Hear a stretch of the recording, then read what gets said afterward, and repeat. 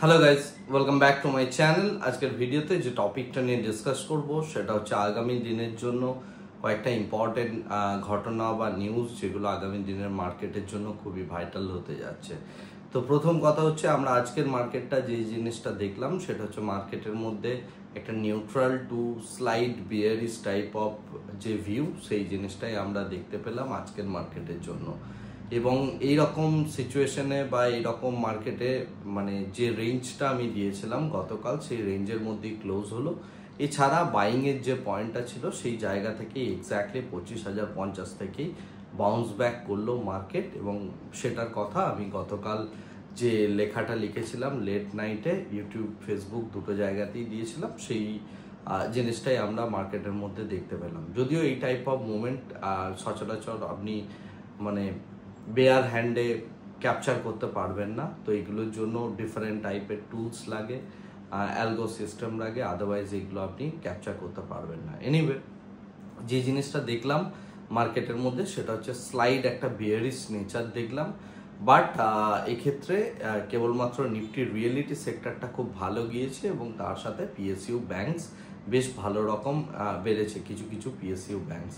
এখানে পিএসইউ ব্যাংকসের মধ্যে একটা ডিফারেন্ট টাইপের চিন্তাভাবনা গভর্নমেন্ট করছে, সেটা হচ্ছে আরও বড় রকমের কনসলিডেশন করার কথা গভর্নমেন্ট ভাবছে। অর্থাৎ এই মুহূর্তে টোটাল 13টা বা 13টার মতো সম্ভবত পিএসইউ ব্যাংকস রয়েছে। এগুলোকে কনসলিডেট করে বিগার সাইজের 2 কি 3টে বড় ব্যাংকে নিয়ে আসার একটা পরিকল্পনা চলছে। বাট সেটা একদিনে সম্ভব নয়, এটা 5 বছর বা 10 বছর ধরে প্ল্যান মাফিক গভর্নমেন্ট এটা করবে। এর আগে আমরা এই টাইপের পিএসইউ ব্যাংকের মার্জার দেখেছিলাম, সিমিলার কাইন্ড অফ মার্জারের কথা বা রিসেন্টলি গভর্নমেন্ট চিন্তাভাবনা করছে এবং সম্ভবত 2030-এর মধ্যে একটা মার্জার হবে এবং 2035-এ গিয়ে আরেকটা রাউন্ড অফ মার্জার হবে, হয়ে বিগার সাইজের যে ব্যাংক সেই টাইপের ব্যাংক আমাদের এই ব্যাংকিং ইন্ডাস্ট্রিতে তৈরি হবে।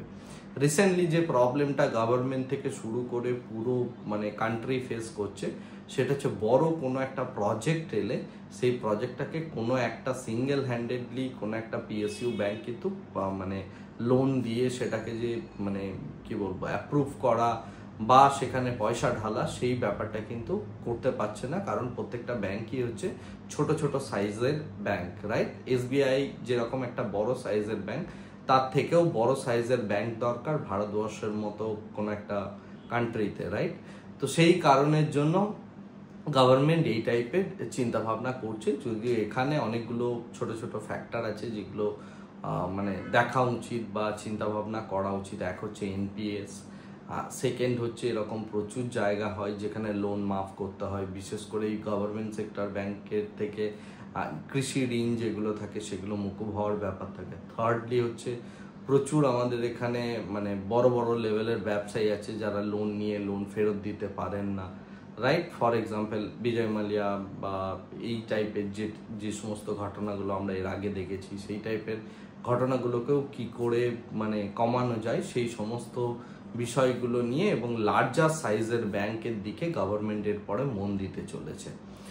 বাট এটা হচ্ছে আগামী 10 বছরের জন্য গভর্নমেন্টের প্ল্যান বা এই সেক্টরটার মধ্যে কি হতে চলেছে সেই বিষয়টা নিয়ে আমি জাস্ট একটু পূর্বাভাস দিয়ে রাখলাম। এটা জাস্ট খুব আর্লি স্টেজ অফ নিউজ, যেটা গভর্নমেন্ট জাস্ট থিঙ্কিং করতে শুরু করেছে এবং এই নিয়ে একটা রাউন্ড অফ ডিসকাশন হয়েছে ইকোনমিক্স থেকে শুরু করে ব্যাংকসের যত বড় বড় যত চেয়ারম্যান রয়েছেন তাদের সাথে।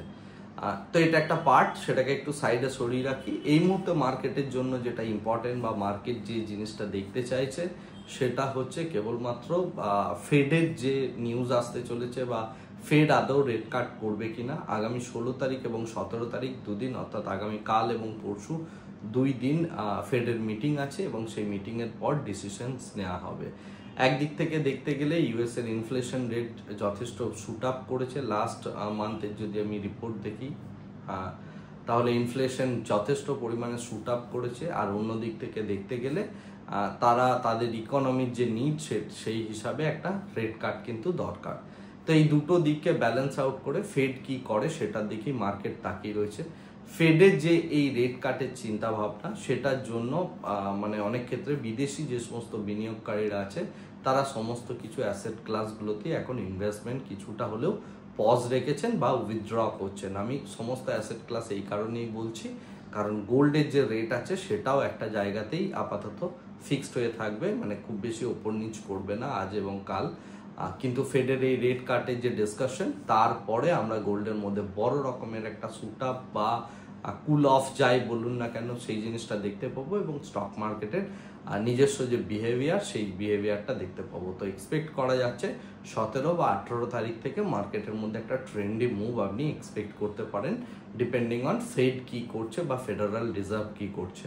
তো এটার জন্যই আগামী দুটো দিন মার্কেটের মধ্যে একটা নিউট্রাল টাইপ অফ মার্কেট আপনি দেখতে পাবেন, 0.5%-এর কাছাকাছি একটা range bound type of market, এবং কোন কোন লেভেলগুলোতে আপনি কীভাবে অ্যাক্ট করবেন সেই বিষয়টা নিয়ে ডিটেলসে আমি আজকে রাত্রে আরেকটা আর্টিকেল লিখে আপনাদের জানিয়ে দেব।